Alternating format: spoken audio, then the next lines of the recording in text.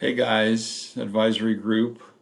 This is our advisory day, and it's sad that we're not going to be able to be together, but I just want you guys to know that I'm thinking about you and you're in my heart and just praying for your school experience. Not sure how things are going. Hopefully, they're going well, and always just to give you the opportunity, just reach out to me. If you need to talk about anything, if you need me to pray for something, just let me know.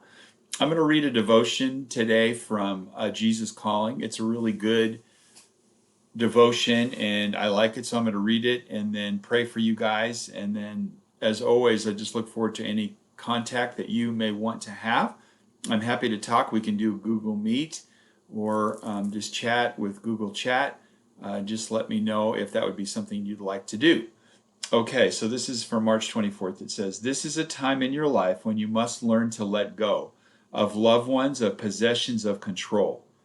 In order to let go of something that is precious to you, you need to rest in my presence, where you are complete. Take time to bask in the light of my love. As you relax more and more, your grasping hand continually opens up, releasing your prized possessions into my care.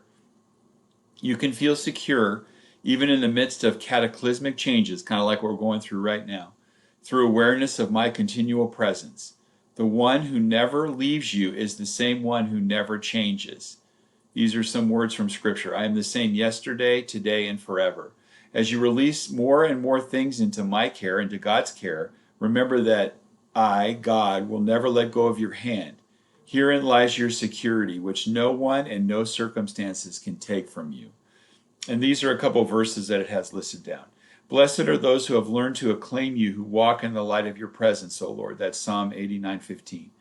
Jesus Christ is the same yesterday, today, and forever. Hebrews 13:8. And then Isaiah 41:13 says, "For I am the Lord your God who takes hold of your right hand and says to you, do not fear, I will help you." Let me pray for you guys and have a great day today. Father, I just want to pray for these guys, and I pray that you would be with them and bless them.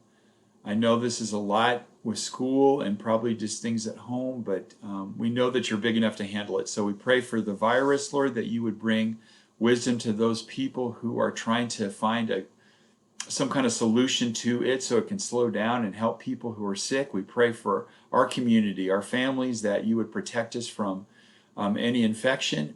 And Lord, even as we struggle maybe a little bit with our school, that we would figure ways to make it interesting and exciting, Lord, and we would still celebrate the fact that we can learn and be together in you. As in all things, Lord, we just praise you with thanksgiving in the name of your Son. Amen. All right, guys, have a great day, a great week, and I'll talk to you soon. Bye.